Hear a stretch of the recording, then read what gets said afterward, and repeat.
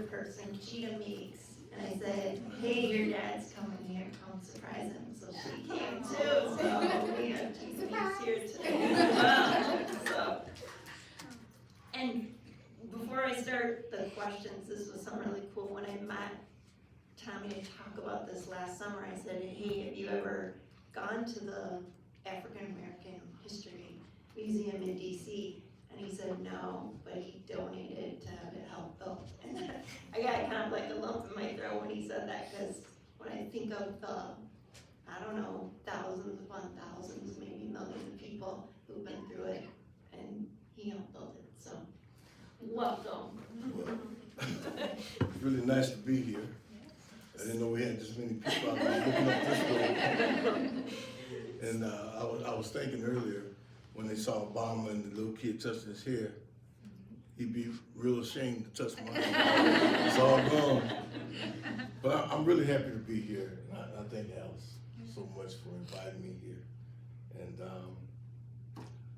I can tell you a little bit about myself, the first question. That's what I want to do, yeah. A little bit about myself. I was born and raised here in Rockford, Illinois in 1954. I went to a school called P.A. Peterson. Anybody ever heard of that building? It was a grade school at the time when I went there. And when we were talking about the redlining and things, I remember when my family moved from that east side of Rockford to the west side of Rockford. The neighborhood I grew up in was Johnston Street and Anderson Street. Anybody familiar with any of those streets? Okay, I see a guy in the back there. All right. When we moved in that area, there were no African Americans anywhere in that area. And when we moved in, all the signs started coming up in the yards. I'll say this about a guy, because I talk to him about it all the time. Mickey Goro is his name. Mickey was a good friend of mine when we were kids. We played all the time. And then after so long, the signs went up, and I was just so upset. Mickey, you moving, why you moving? We didn't know about racism and things like that back then. And I see him to this day. I don't know his title. He has a title with the county. Anybody know what his title is? He used to. I don't think he's the treasurer. Anyway, we lived in that house for a good while. Our neighbors on each side of us, behind us, they never moved. But everybody else that didn't come in contact with us split the scene, and the whole neighborhood shifted. I don't know if you know anything about West State Street and Johnston and that whole area, but we had 3 or 4 major grocery stores right on State Street, 4 or 5 gas stations, drugstores, banks, when we moved in, because the whites lived there first, and then we moved in. And then when we moved in, they all moved out, and all those businesses left too. Now, you can try to place blame somewhere on something like that, but I'll still say this. African Americans back then and today, we should have stood up and tried our best to keep those businesses going.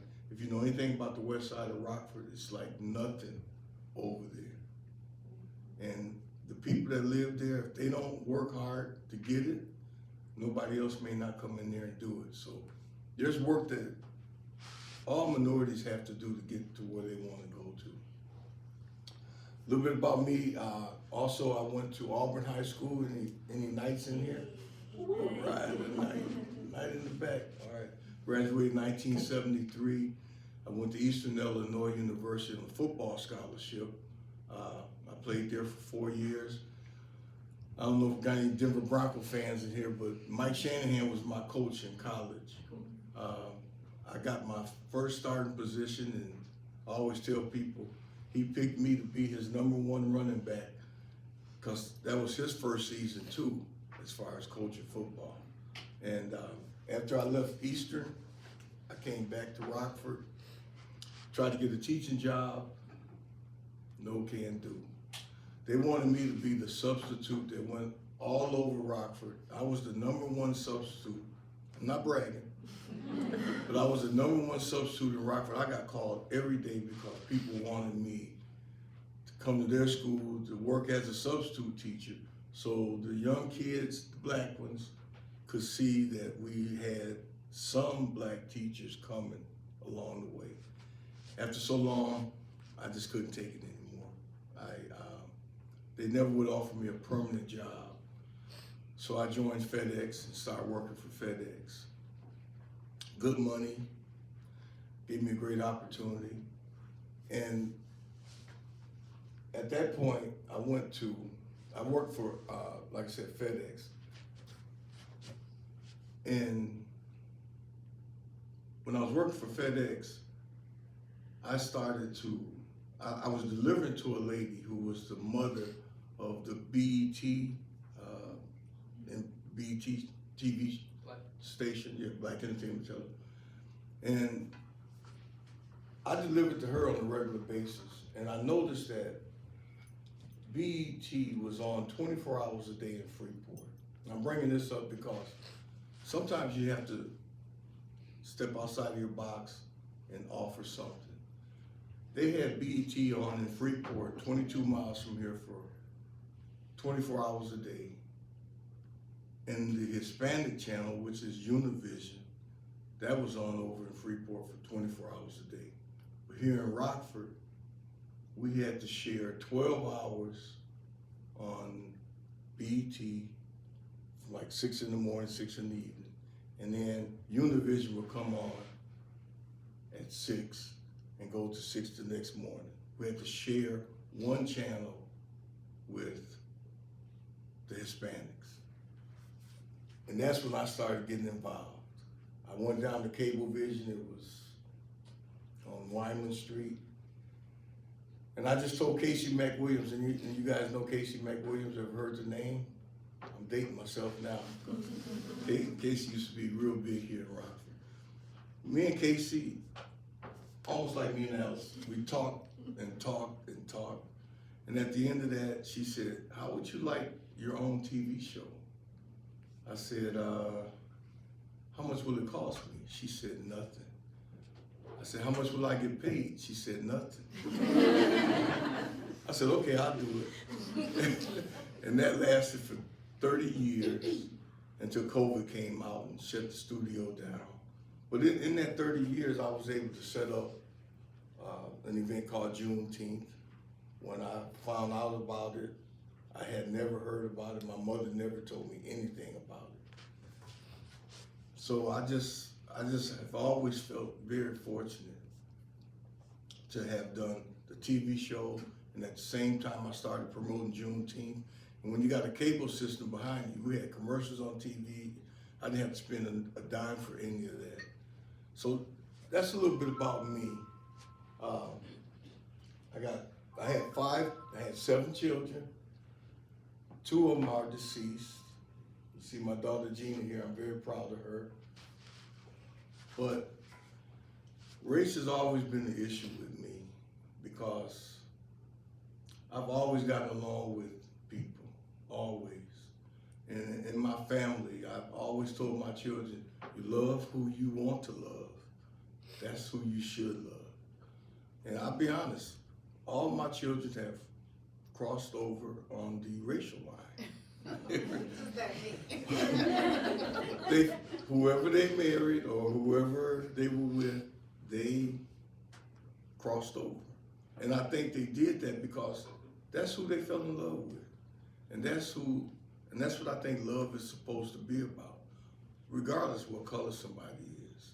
And it just showed up in our family with all my biracial grandchildren, 14 of them. And I'm very, very thankful. What's the next one? How'd you get in the field of employment and helping people find employment? How'd that come about? With the county? Yeah. You know, when you're on TV, you think you know everything sometimes. So one day I got up and I went down to this place called the Rich Center. Anybody familiar with that? Resource and Invention Center. And I told the lady in there, I said, I'm looking at the newspaper, I watch a lot of TV. There's a lot of young African-American men committing crimes. And I want to see what I can do if I could help them. So they said I could come in and set up a program And what all I did was show them history, kind of like what you guys are doing here. There's a lot of great movies out there. And that's what I set my whole program up, showing true stories to criminals, guys that had criminal backgrounds. And when I went there, I asked them if they would pay me again. They said no. And I said, okay, I'll do it anyway. But they started paying me after maybe 3 or 4 months of doing this. And then the county, Scott Christensen, I don't know if you guys know him, his office called me up and said, look, we like what you're doing. We want you to double your program. We'll pay you. So that's when I started doing, and then they said they wanted me to help find ex-offenders jobs. So I started combing the area, talking to different businesses, and that's how I got into that arena of finding work for guys on probation. But I would help anyone that came my way, female, white, black, it did not matter. That's what I would do. Let me see. Yeah, when we were talking this summer, you told me a story about your mom, and I was like, oh, I'm gonna make sure that you share that. An early memory you have learning firsthand about racism as it affected employment. Yeah, I noted that on there. There was a place close to this area, it's on this side of the river, called Modern Laundry. And I remember it was in the early 60s, probably before the Civil Rights Movement actually took place. My mother was working at a laundromat called Modern Laundry, and she was talking to one of her white friends, and they were just talking, and her friend told her, she said, well, you know, I make $1 an hour. And my mother said, you make $1 an hour? I'm only making 50 cents an hour. And they were all doing the same work. So my mother and a lady named Sally Burks, I never could understand why they were good friends, but they went into that office and they sat down in the early 60s and said, this is not right, it's not fair for the white women to be making $1 an hour and we're only making 50 cents and we're all doing the same work. So the guy told her, said, well, Margaret, I'm sorry, if you don't like it, you can leave. Matter of fact, you're fired. So he fired my mother and fired Sally Burks. And I remember my mother coming home crying. That's when I heard about what had happened. And it never left my spirit, never left my heart that just for her speaking up on something that was definitely wrong, but at that time there wasn't any laws to stop it. They could do that. But it taught me a good, valuable lesson. If you see something that you don't think is right, you gotta speak up. Some people won't like you speaking up, but you just got to, if you really feel that. And I think that type of spirit has always been with me. And I think it's with my daughter. I see her making her decisions and taking her own steps, because I told her to do certain things and she said, thank you, Daddy, but no thank you. I'm making my own mind up, and I respect her for that, and I love her for that. But yeah, when my mother didn't get that, when she got fired for speaking up, that was the first sign of racism as a little boy. And I'm 70 years old right now, that I never forgot that.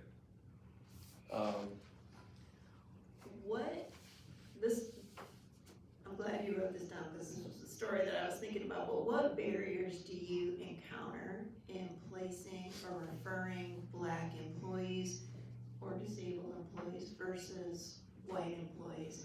And you told me a story that I want them to hear. Okay, I hope this is the same story. I'm pretty sure. So I gotta Either there you got another good one. There's a businessman, and I won't mention anybody's name on this one, if this is the same story, but this is what I want to talk about. He wanted to help me. He called me up. He knew the chairman of the county, and he called me. He says, Tommy, I want to help some of your guys get to work. I said, I really appreciate it. So I sent a guy over to his company, and he was working for him. Guy said he was doing good work. And then all of a sudden I get a call about 2 or 3 weeks later. He said, you know that guy that I hired from you?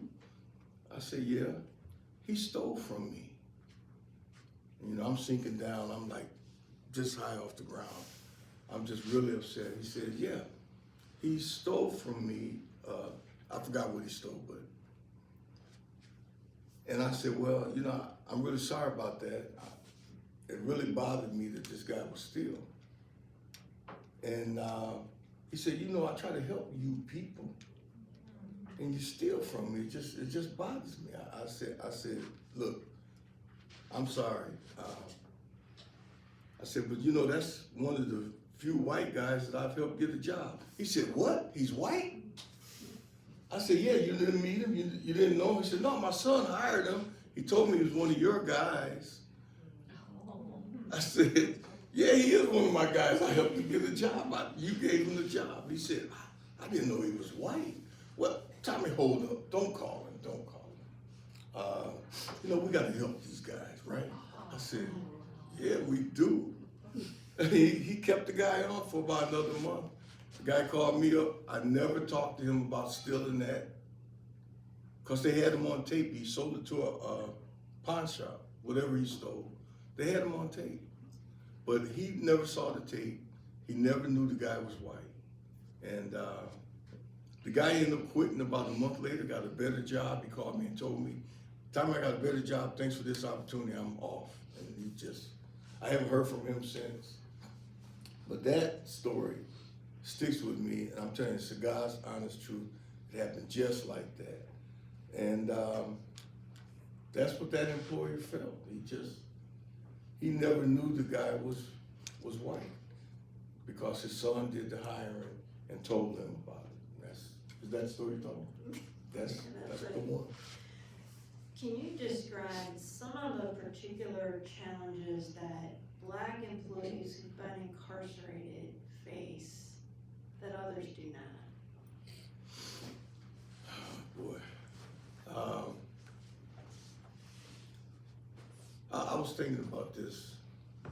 When I first started doing this kind of work, you know, like I said, I went to Auburn High School. I had a lot of friends, a lot of white friends that we're still friends to this day.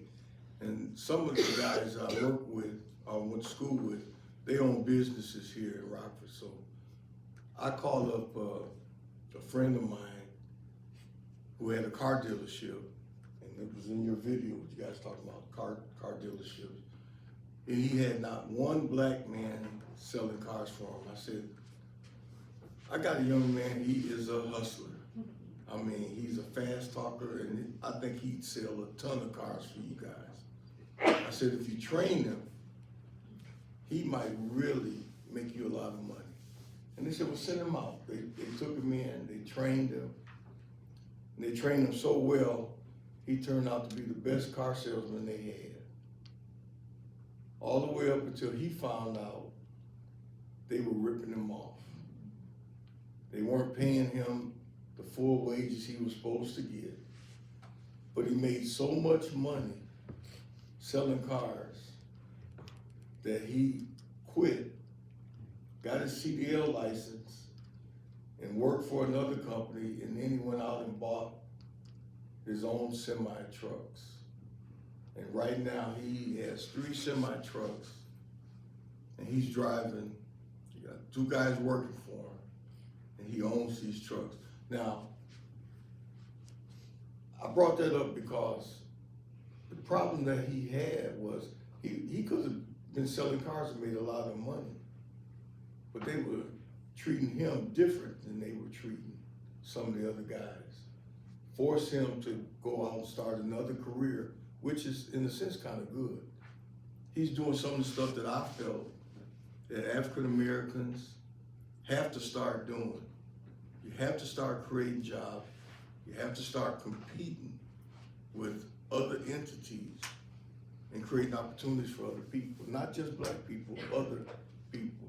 But I think a lot of you all might know, you look for Black-owned businesses, there's not a lot in a place like Rockford. And we have to do better. And, you know, that's what I got to say about that. Can you talk a little bit about mental health?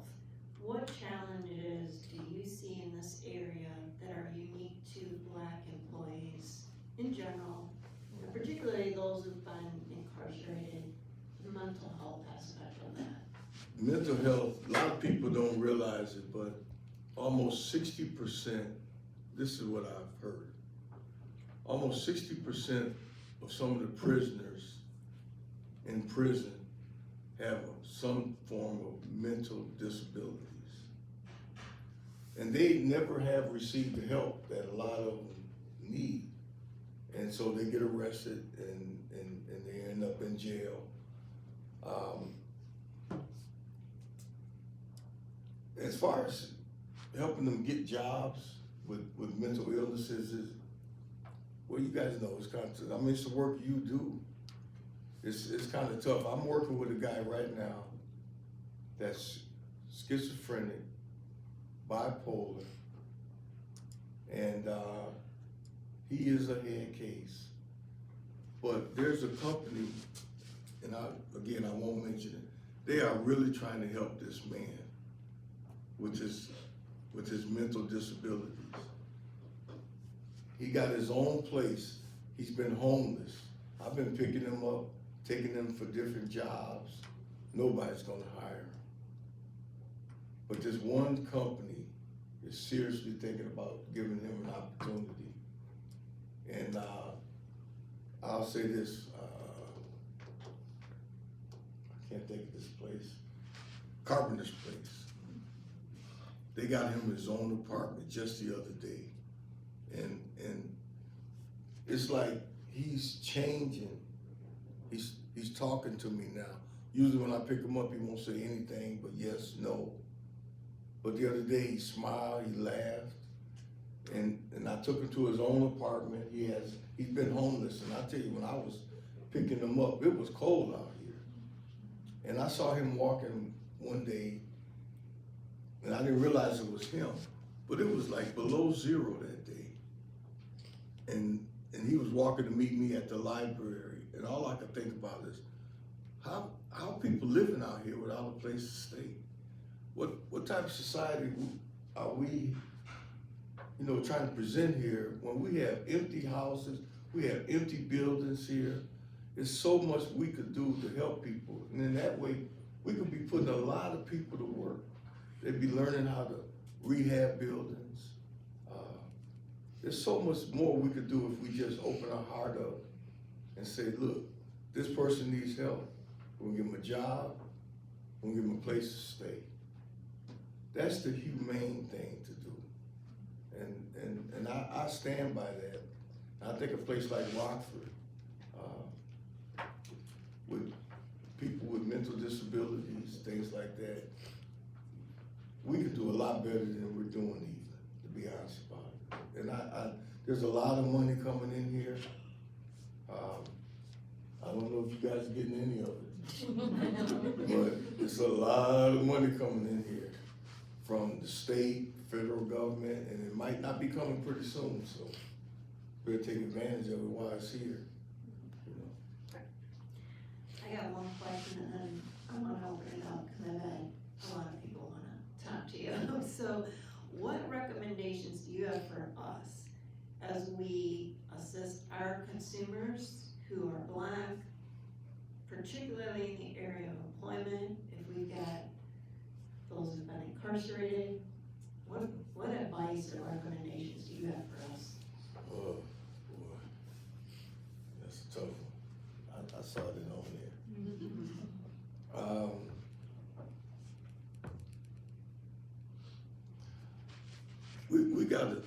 We really have to start speaking open and honestly about race relations in this country.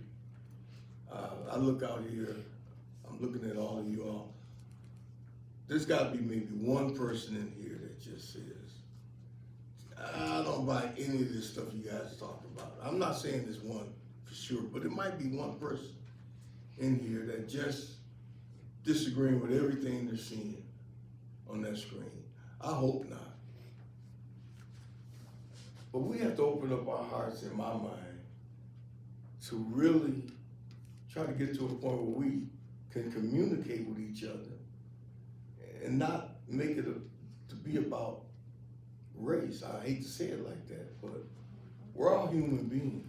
We're all a part of the human race. I'll probably get off the subject a little bit, but I wanted to bring this up. How many of you in here consider yourself white? Raise your hand. No, not me. Sorry. Just kidding. Is there somebody out there that can tell me where did the whiteness come from? Yeah. Pigmentation for northern environments. From what environments? Northern environments, anthropology. The pigment changes the more northerly your environment is. And in the cases of Northern Europeans, that's whole part of the whole Cro-Magnon experience in anthropology. Okay. Now, he's right about that, about pigmentation and all that. But the term white people was not always in Europe. Europeans called themselves what they were. Italian, German, Swedish. But when they came to America, they were still Italians, Swedes, and Germans. But you come into this country where you got a bunch of black people working as slaves. You got a bunch of Indians living over here. They had to create a distinction to protect what they felt was theirs. They came up with the term white people because they didn't consider themselves white in Germany or Italy or Sweden. It's only when they came to America. That's when the term white people came. And I wanted to get that out here today. You guys can study it yourselves. You can do your research. Go to YouTube. You can find a lot of stuff I'm talking about. It's all out there. And you guys are, just like we say we're black. Well, I know I am from the continent of Africa. My ancestors are African. Those are the ones that lived in Africa. There's nothing wrong with that. God made us all and put us all in different places, parts of the world. And if we don't start teaching our kids that, we're going to continue to have some of the problems that we should not have as human beings. And I just wanted to get that out today because I talk to people about it on a regular basis, and a lot of people don't understand that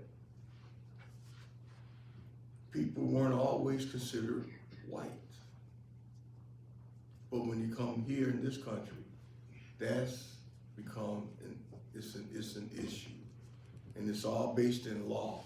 And I'll be honest with you, nothing against the last election, but I thought this whole thing would be canceled because of DEI and things like that. I was waiting on a call from you to say, hey, we're not gonna go through with it. But I'm so impressed to see all you all in here working, trying to help people. That's what you guys are doing. And you guys know as well as I do, it's kind of difficult to convince people to help the people you want to help. But you can't quit. You just got to keep working hard. I don't put as many people to work like I used to when I first started this. But I tell you, this guy out here in McChesney Park where I live at, it's called Hennig. And you guys ever seen those commercials on TV? He's hiring a bunch of people. And I really believe that if you have some guys that have some disabilities, you could take them out to Hennig. 10601 North 2nd Street, Chesney Park. And the owner of that company, he went to high school with me, and I'll be honest, I didn't know him. I wish I did. He was a junior behind me when I was a senior. But when I got a chance to meet him through my daughter, who met him at another meeting, and he let her know that we went to school together. That's the type of company that I think might be able to help some of your candidates. I'm just throwing that out there because they are looking for people and they are steadily building all over out there in McChesney Park. If any of you all live out there, you can see what they're doing. And he's always trying to help somebody. So that maybe some of you all might have a candidate that you think could actually help them in what they're doing. So I just thought I'd throw that out there. See, I told you he beat out our uncle and our mentor. I wanna open it up, 'cause we still got some time, so if anybody has some questions or share thoughts, he's here. Go ahead. Hi, I'm Amy. I'm German. Okay. See, she knows who she is. First, I have to say, if you, well, I'm blank on the last name of Me, what's that? Advanced Machine Hennig, the owner. The Mark. Yeah, Yeah. Goldner. Goldner's, Goldner, yeah. yeah. So if you haven't read Willie Goldner's book, that would be his dad, right? I heard about him just yesterday. Yes, he's still actively working. He Yeah. is an amazing man, but he has a book. I have a copy of it if you'd like to borrow it. Yeah. You have to read it. It's about him coming to this country and how he got established here, but it's really good. But anyway, what I was gonna ask you is, I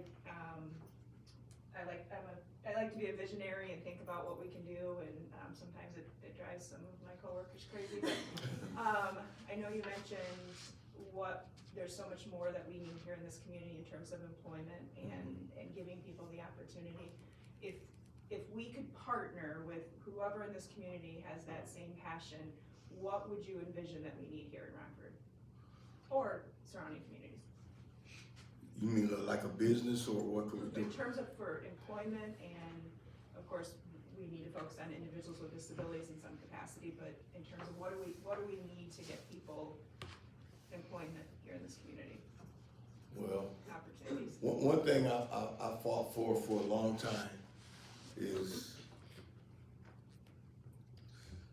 the trades, the building trades. That's where the money is. That's where a lot of the jobs are. When that money comes in here to our community from the federal government, state government, they go to the trades first. And when you look at the building trades, carpenters, laborers, pipe fitters, plumbers, you don't see a lot of African Americans there. You just don't. And I know Alan Golden. We've met, we've talked, we've had meetings. They know their numbers are not where they should be at. But that's one area I think that. Can I just Go add, ahead. because can I just flip that question really quick and ask from the perspective of someone, from the disability community, what careers would benefit individuals in the disability community? Would it be tech jobs? What types of jobs, what types of industries could come into this city that it would matter if you are disabled or not disabled or whatever, anybody could take that job and do that job. Like, I think a tech job is a perfect place to start. So that tells me I'd like to see more tech opportunities in our communities. But I love your input because you guys are in this community, in the industry, to know what are those industries that we need to see more of. Because I don't know if a trades job is the job for an individual. And I'm speaking from a perspective of someone that, I'm talking, like, when I see a disabled individual, and I'm not just talking about mental health, I'm talking about physical disabilities. That's my perspective. Yeah, I understand that. So that's where, if you don't have that, and, maybe mental illness is what you are working with, you work through those things, and then maybe a career in the trades would work. But I'd love kind of what industry would work. Sorry, Jeremy or Jen, you want to answer that? Yeah, I mean, that's a huge question, and I think the struggle for us in answering that is that we have so many different job seekers and so many different types of disabilities and so many different interests and different generations. It's really difficult. We talk about that all the time, like what could RAMP do to increase those opportunities for people, but you kind of hit the nail on the head. Like we struggle a lot with manufacturing type jobs that are open here because a lot of our folks, even if it's not a physical disability, the idea of an 8-hour shift is very daunting to those kinds of things. Yeah, and then with other folks where maybe it's like Bergstrom is somebody that we partnered with and have a really good relationship with, but we have a very difficult time finding matches for them as well because of the technical side of what they do and maybe reading instruments and different things like that make, but then we have a candidate come through that's perfect for those kinds of things. Right. So I think we always struggle to come up with a really good answer. I think the trades is something we've always struggled with as well because we feel like there's a great opportunity there, there's great jobs there. How can we get the folks on that end to realize not everybody can do the job the way they have it set up? And manufacturing the same way, how can we get places to make accommodations to make it successful for our folks? And That's what I would love to see those kinds of correct collaborations from places like the building trades and things like that, where they can start to work with you guys to figure out what careers can be created. The job market. Yes. Yeah, so I'll speak to that. When I was doing services here, I come from a trades family. I think you know my brother Dawson, who does the Yeah. Everybody has that reaction. So that's my brother. He started this whole I thing know, with career apprenticeships. Yeah, Wow. so I think the biggest barrier is that again, you're trying to put people in boxes instead of examining the box and how that can be made different so that more people can fit in it. You know, it's always been that very like cut and dry, like this is the job, this is how it's done.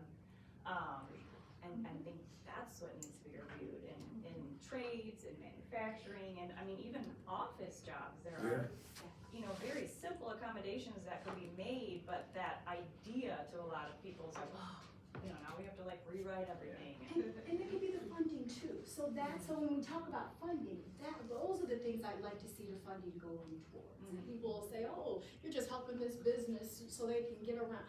No, we're trying to figure out solutions to issues that exist in this community. And I feel like we have to kind of, what do they say about the elephant? How do you eat an elephant? One bite at a time. One bite at a time. Like we gotta take it apart and find those opportunities. But I agree with you, Dad. I think the trades is a great opportunity. it's a We got start. golden. Because those are real good jobs, and almost everything that has something to do with building, producing things, you're gonna go through the trades.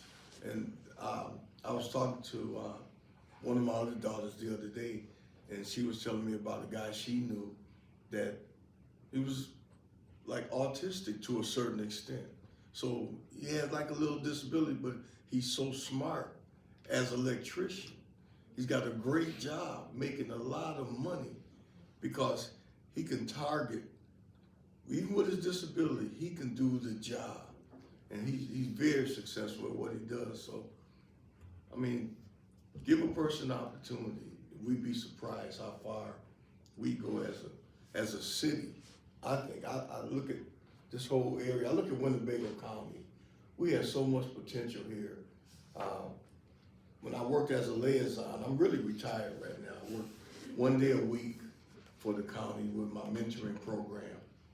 But when I first started doing this work, you know, that's all I did was look for jobs for people.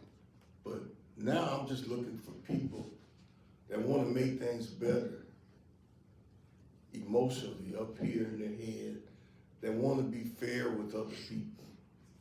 And I think a place like Winnebago County, we can do really some great things here while we're still trying to help ourselves and help other people. Go ahead. So I'd love to hear both your perspective, Tommy, and your perspective, Gina. A lot of conversation has gone on in Winnebago County and Rockford about affordable housing and how housing in general is just hard to come by in Winnebago County. And affordable housing is even harder to come by. And a lot of the times when I'm talking with program staff here at RAMP, I'm in fundraising, so I'm not in boots on the ground, but when you're asking staff, what do you struggle with? it's oftentimes housing. We can't find housing, accessible housing with bathrooms that are accessible, doorways that are accessible. So that's a trend we're seeing in housing, but I'm interested to hear what trends are you seeing in employment in Winnebago County and in Rockford specifically, as far as when you're working with folks trying to get them employed.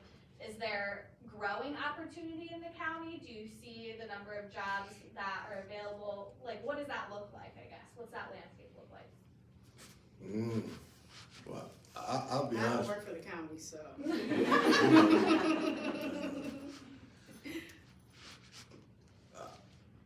Honestly, things have really slowed down. I mean, they have slowed for me. I bring up Henny because some of the jobs that I've gotten for guys recently have been at Henny. And I'm gonna be honest with you. Every one of those guys washed out. Every one of them lost a job there for various reasons. So some of the people that I try to work with, some of them say they want to work, but they don't really want to work. And they make a person like me look pretty bad. I mean, I got a call from Scott Christensen last night.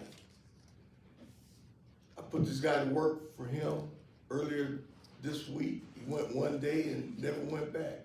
So who does Scott call? He calls me. I call the guy says, I'll be there tomorrow. Did he go this morning? I don't know. I didn't call to find out, honestly.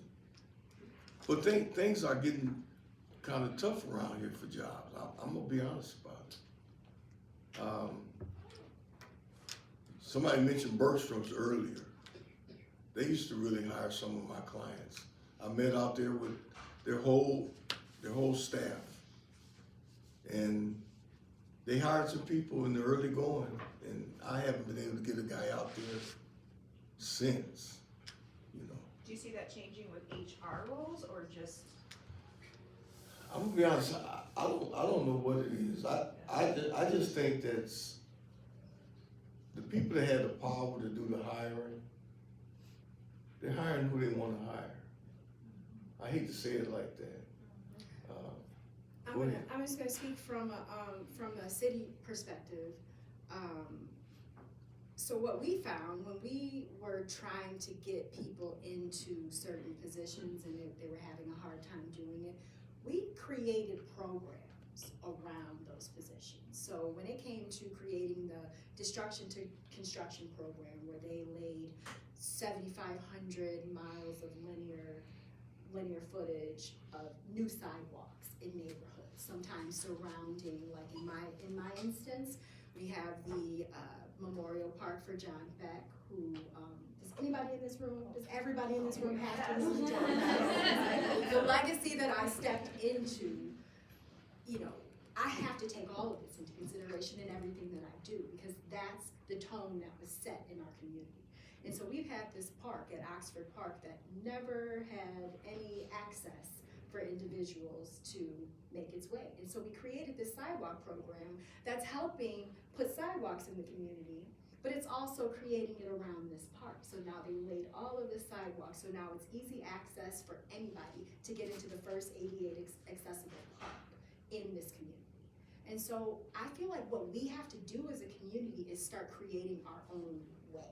This kind of goes back to the race conversations of when you said Black people need to create their own, have these businesses. So we do Think Big, the women in entrepreneurial think tanks, so that people can do this and cultivate these jobs and have this opportunity. We know this stuff isn't gonna happen overnight, but what I want you all to see is where we're taking those steps to get to where we need to be.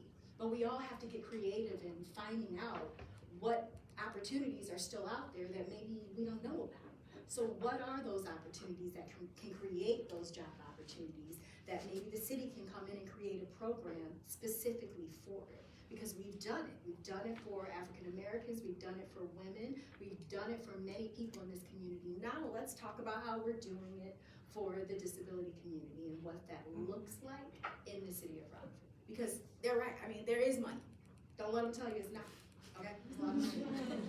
So Gina. Thank you. Say it. Hard drive. Thank you. There's money out here. And it may not be the cleanest money that we all wanna have, it's clean but it's money. money that we have to do things that we need to do in this community. Not just things we want, things we need. And I love this administration because I feel like they have such a vision for where they wanna see Rockford. But every now and again, you just gotta poke them and say, hey, don't forget about, hey, remember. And that's where this community works, when we're all reminding each other of what our priorities are. So Gina, I think they introduced you, you're on the city council. I am the alderman in the 12th Ward of Rockford. I've been the alderman since 2021. It's my first time ever running for office. I won, and now I'm here. Okay. So yes. John Beck was also. And John Beck was the best, Does right? everybody know who John Beck, does everybody know that name? I know some of the staff. I don't think we noticed that. I'm not from Rockford. Are you not? Okay. I know a lot of people in Rockford, but I'm not from Rockford. I got you.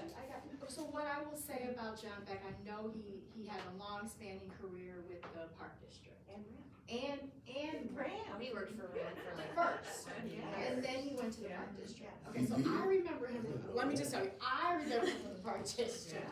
But I just know that John Beck was in a wheelchair, and you never would have known it unless you seen him move. He was one of the best aldermen. He was a Republican, but the Democrats loved him. He was just everything to communities because he made sure that everybody was able to participate and be a part of things in this community. And so, I don't know, I feel like you guys could probably speak even more to this man, but he helped us with Juneteenth. Hey, John. 30 plus year, I mean, Yeah, he was. until he passed. Until he passed. Yeah. And he made sure that, there was accessibility at our Juneteenth events, and that was his work with the Park District to make sure, because we were always at Mississippi Band Shells where we always hold Juneteenth. And there's pathways, everything's there, but it can get a little steep over there. And so you wanna just make sure that there's the ability to get to certain places. And John Beck was amazing in that sense of making sure that everybody was included. You wanna share? Let's listen. Yeah, so John, worked here, I don't know from what year to what year, but he was a development director up until when Amy, joined us, but prior to that, he was our systems advocacy person and ADA specialist, and actually still did a lot of that when he took on the role as development director.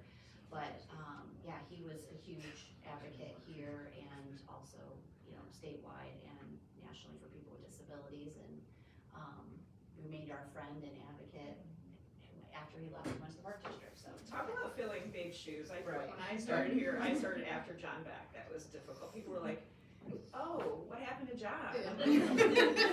Exactly.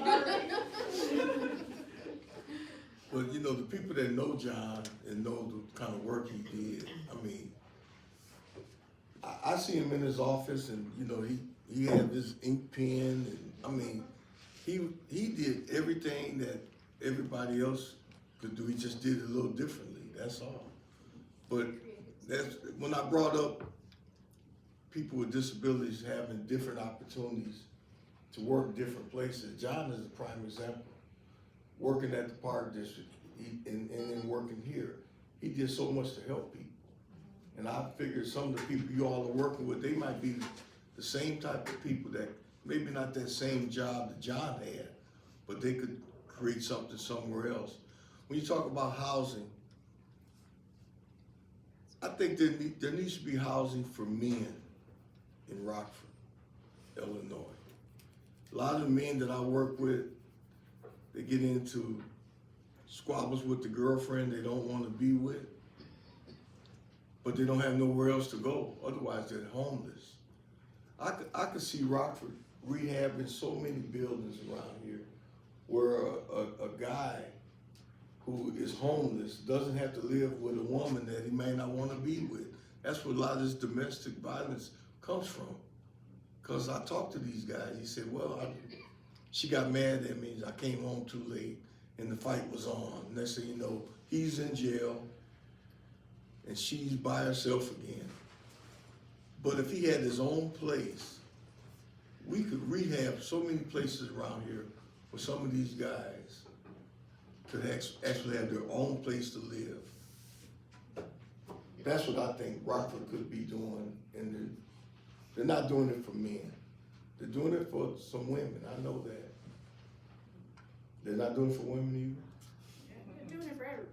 either? Well, But, I mean, I know what you're saying. well, I mean, the reason I bring it up, because the guy that got that apartment, his whole, everything changed on him. His mother told me, she said, Tommy, I haven't seen him smile like this in I don't know how long. He's so happy that he's got his own place to live at now. And I really believe other people would try to seek that same type of happiness, to have their own place so they can be responsible for their own life. Just what I think. I would love to see your guys' like friendly banter back and forth when you guys get going on issues. We are. Don't let this father-daughter thing fool you. We go ahead. I actually think I would love to be at your dinner table. You raised a strong daughter. Well, You gotta leave because we've yourself done alone. we've done like podcasts and things like that, like we do kind of have a banter because I see it from a woman's perspective. I'm a huge women's rights advocate, so I hear him speak and I respect it, but I'm thinking, listen, And I don't listen. Sometimes. But it's important because it's important that we all continue to have these conversations, because at the end of the day, everybody is needing help in this community. Your motto is help people, Right. not hurt people. Not hurt. So I know That's for, it. And it's a healthy banter it's that's a gonna help, get. that's gonna get We all results, see such right? different We all just wanna see results. And I think that's the key. So this is Deanna again, sorry. Never So, apologize. tooting my horn again. I work at the intersection of disability and domestic violence and sexual assault and trafficking, stalking, for now on a grant. I know the city of Rockford has their Men and Boys program. I don't know if you're familiar with that.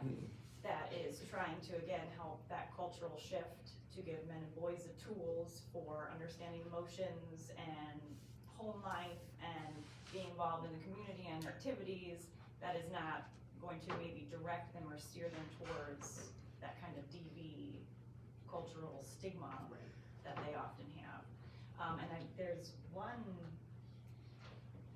There's another organization I'm forgetting the name of that also has programs for men who have been incarcerated for domestic violence. And again, it's more of that rehabilitative lens. So if you ever need to dig up resources, I'd be happy to do that for you. But again, my knee-jerk reaction to what you said is like, no, like I women, because I know the victimization rate. But again, I think the conversation is the important piece, because if I don't see your point of view and I'm not receptive to it, then nothing's gonna change. And I think especially right now in the climate that we're in, we have to keep having those conversations, being able to take out that maybe initial emotional reaction and realize that there's always two sides to the story, or maybe 3 or 4 or 5. So, yeah. And race ties into all of this, like it all ties in, and they're difficult, hard conversations to have, but we have to be able gotta to talk. break through, we gotta talk through it. Gotta talk. I think that's gonna be the biggest asset we have, is our ability to communicate with each other without getting mad because we disagree. I mean, honestly, me and Gina disagree. I mean, really. But we almost always walk away with love. I You mean, know what yeah, I mean? Like, that's he's my daughter. I dad, love her so I'm dearly. never, but I mean, he has taught me to be able to do that with anybody.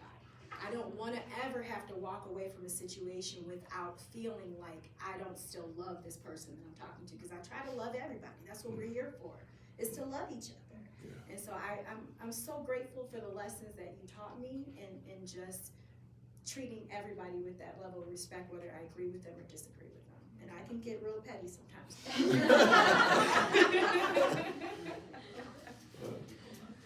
I mean, this is really great. Honestly, I really thought you were gonna call me after the election and say, we can't do anything about, DEI, and, I I'm mean, here. I'm glad. I'm glad you guys are still, That's right. That's right. I'm glad. We had this conversation the other day. I mean, you know, DEI is maybe a term that's, you know, been heightened in the last however many years. Yeah. But it's not new. No, I it's mean, not. And this is, you know, when RAMP was established and Centers for Independent Living, and we can go back and into history, but I don't know why there seems to be this conversation that needs to take place right now that's like, oh, well, we need to get rid of it, you know, and it's as if it's something new. It's not new and it's not going away. It is, it's called, you know, people, diversity. It's just like, as soon as they put it together, it became like as soon as you put those words together, DEI, for some reason, it became like a, I don't know what you wanna call it, but It's clickbait. it's not new. This is not new, people. Yeah, I know. I mean, you're absolutely right. I'm in a training group through NICNE, the Northern Illinois Center for Nonprofit Excellence, and there are 4 of us trainers. I'm the only white trainer, and the other 3 are black. 2 of them who are super familiar to us, Rebecca Francis and Martisha Brown, and then Dr. Keith Barnes, who's over at Rock Valley. He's my frat brother. And it's a privilege to me, because we have this conversation surrounding the language of it, and I sit and listen to them because I know they've been through all this before, and how do we navigate it? And basically our idea is, we may change the words a little bit, but we're still gonna do the same work. Yep. So. I was actually having coffee with Rebecca Francis, and I went into it after the last couple weeks. I'm sure a lot of RAMP staff have kind of just felt like you've been punched in the gut like over and over again. But I came out of it feeling so encouraged, because she was saying like, your work's not gonna change. You're still gonna strive for diversity. You're still gonna strive for equity for the disability community. You're still gonna strive for inclusion for the disability community, and that's not gonna change. It never has, it never will. So I think this conversation encouraged me personally that like we can still have these conversations in society and like have the tough conversations and come out of it feeling encouraged and educated and just more open-minded to hear other people's perspectives. So thank you for that. I feel encouraged coming out of this. I just kind of wrap it up with this. Some of you guys might recognize this guy's name, but his name is Tim Demke, you know. And I met Tim in like 8th grade. That's when I knew he existed, at Wilson Junior High School. And then we went to Auburn together as freshmen. And Tim has been one of my best friends ever since 8th grade. And he's 70 and I'm 70. We don't talk every day, but honestly, when we went to college, some of the black guys on the football team asked, why you guys hang around that white guy? I said, he got a car. He's driving us back and forth to Rockford. I mean, this is my boy right here. But honestly, it wasn't just because of the car, but he did have a real nice car. But we have been friends ever since 8th grade. And we've had our squabbles on things, but there's nothing that he could do to take away what I feel our brotherhood is. And there are people that through the years tried to, you know, especially when we were in college, tried to bring things in between us, and it just hasn't happened. I think that's the kind of friendship we have to have around this whole city, around this county. People just loving and forgiving each other and moving forward and just helping people, not hurting people. And I just think I like saying it like that because it's the truth. If we help people and don't hurt people, we can do great things in this county and in this city. It's almost 12 o'clock. I can't end better than that. Oh. What, got another one back there? Just a real quick question. Are you related to Jamal Meeks? That's my cousin. if That's it's my right. nephew. He's he really is. husband just loves him. Yeah, he had a birthday yesterday too, 39. Yeah. Okay, my bad. I'm not good at birthdays.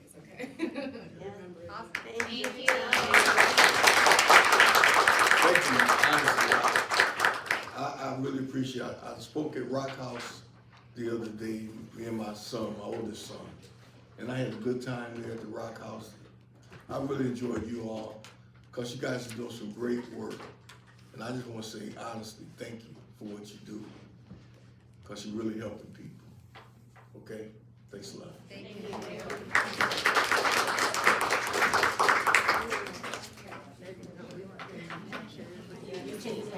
Put it on our social media, you know, we gotta